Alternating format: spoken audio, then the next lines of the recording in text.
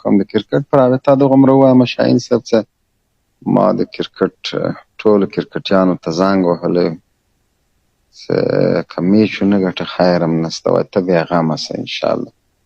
نو هغه چل مې وروښوده چې داسې بال به کوئ، داسې سپین به کوئ، داسې فل ټاس به کوئ، داسې یارکر به کوئ، دا بالر به دې وخت کې، دا به دې وخت کې، ټولې طریقې مې ورته ښودلې وې.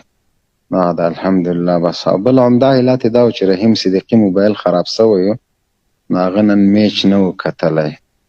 خدای دې وکړي چې د ورلډ کپ تر اخره د ده موبایل جوړ نه شي.